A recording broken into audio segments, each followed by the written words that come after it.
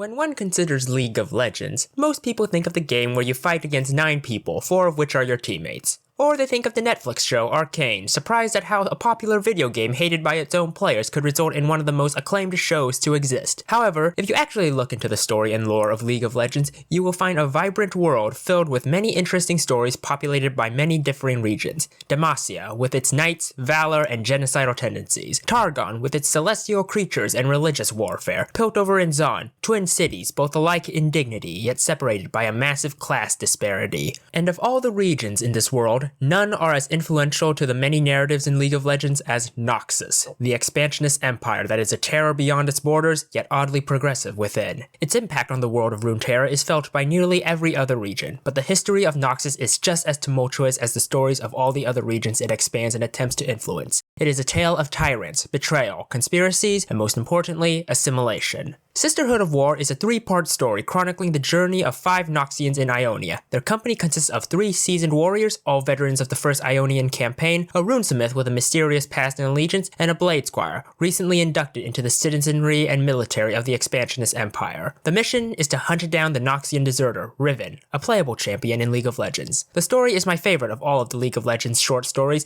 as I find that the 5 characters we follow throughout the narrative, Erath, Teneff, Arrel, Marit, and Tifalenji, are not only compelling characters in their own right, but that each one represents a microcosm of what defines Noxus as a region, and what the future of the region brings.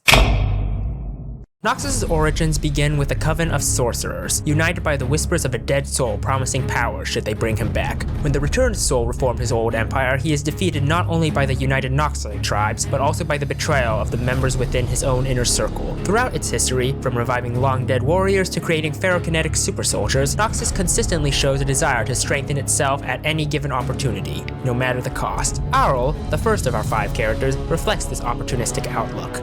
Somewhat. I will admit that of my 5 analogies, this one is the weakest. She is a veteran of the first Ionian campaign and is shown to have a fairly mercenary mindset throughout. Heck, the first thing we learn about her is that she was hunting bounties in Zaun before the story began. She focuses on her mission first and foremost, letting her feelings be secondary. A fairly straightforward character for a fairly straightforward idea. When Noxus began its first campaign into the lands of Ionia, it was at the behest of the Emperor, Boram Darkwill, due to his paranoia and desire for immortality, spurred further by the whisperings of the Black Rose. In the end, Darkwill is disposed of by Jericho Swain, and much of the old regime was culled and subjected to attainder. Marit comes from one such family. Her land and title were stripped away from her after Swain's revolution, and her goal throughout the story is to achieve glory so that she can restore that title. Her character and motivations as such are the perfect embodiment of this old regime. She is arrogant, self-serving, and at times short-sighted. She looks down on Erath, flaunts her empty title around, and it's pretty clear that half the cast doesn't even respect her, only keeping her around because she's a good fighter. Her goal in seeking out Riven is by far the most self-serving of them all. Ultimately, despite how Noxus changes, Marit, like the members of the old regime, is unable to accept the changes, and as such, is unable to change herself, and that is her undoing. In her pursuit of personal glory, Marit is ultimately killed, just like every other major character of the old regime. It's how Boram Darkwill died, it's how Marcus Ducateau died, and it's how Marit dies, killed by the very blade she tried to claim for herself. New ideals took root in Noxus with the rise of Jericho Swain, in the form of the Triferix Doctrine, which defined 3 ideals of strength that all Noxian citizens must embody: might, vision, and guile. Noxians respect strength first and foremost, but as seen in the Triferix Doctrine, that strength does not have to be martial strength. Craftsmanship, trade, magic, and other forms of strength are respected greatly as well. This gives Noxus an oddly meritocratic image. It is an inclusive society where anyone can rise to prominence regardless of social standing, wealth, or homeland. That last one is also very important, because when Noxus comes and conquers territories, it doesn't simply annex and slaughter the original inhabitants. Those inhabitants are offered the choice to swear loyalty to Noxus and be judged for their worth. Of course, the alternative is to get slaughtered, so it's hardly a choice, but the Noxians do keep their word, and many of the subjugated people do find themselves better off. Erath is one such example, though we'll get to him later. When we meet Teneff, we see that she not only believes in these ideals, but is also the embodiment of those ideals herself. She is a brutal warrior, but also has a great degree of integrity for her comrades. She watches out for Erath, teaching him the ropes of surviving in Ionia. She consoles Arrel when one of her Drakehounds dies, and we can see that she genuinely believes that Noxus has changed for the better when she tries to convince Riven to return to Noxus. She not only believes that Noxus is a better place with the implementation of the Triferix Doctrine, but that what Noxus is doing, the whole imperialism thing, is a genuinely good thing. To her, the assimilation of the conquered strengthens all and grants everyone greater prosperity. However, the ideals of Jericho Swain and the Triferix are not the only forces at play in Noxus.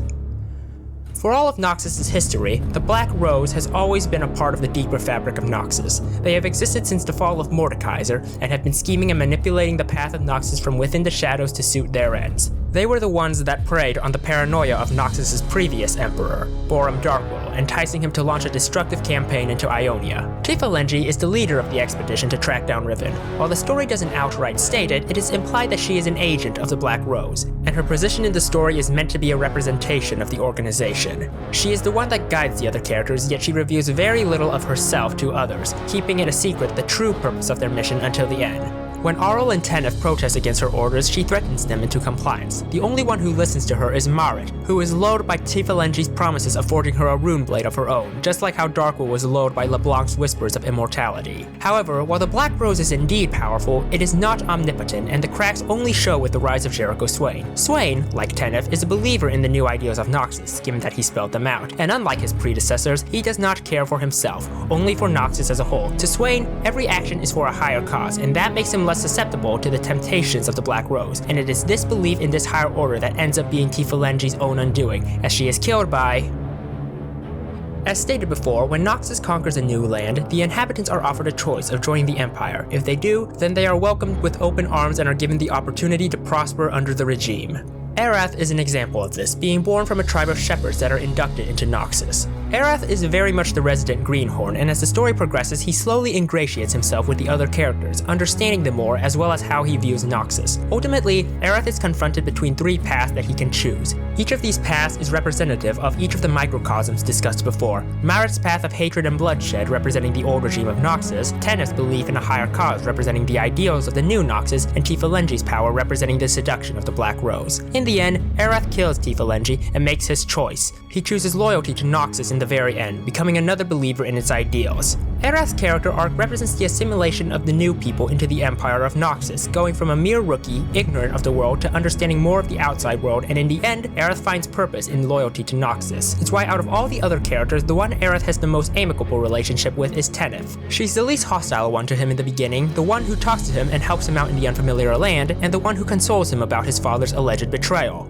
Because Teneff is the embodiment of Noxus' new ideals, Erath's character arc of embracing those ideals will naturally lead him to developing a stronger rapport with her over any of the other characters, his path from new blood to true believer. Each of these 5 characters stands as a microcosm of the facets of Noxus, and their character arcs represent the path of all these pieces that flow through Noxus' story. Marit is killed, Tifalenji is stabbed in the back by her fellow Noxians, Arrel leaves to do her duty elsewhere, and only Teneff and Erath remain to fulfill the job that they had even set out to doing in the first place. This simple story provides a nice and concise summary of Noxus' history, the fall of the old regime, the strong arming of the Black Rose, the expansion into other lands, and the greater purpose of the Empire. Because in the end, as Erath says, all that is constant is honor, our duty to Noxus.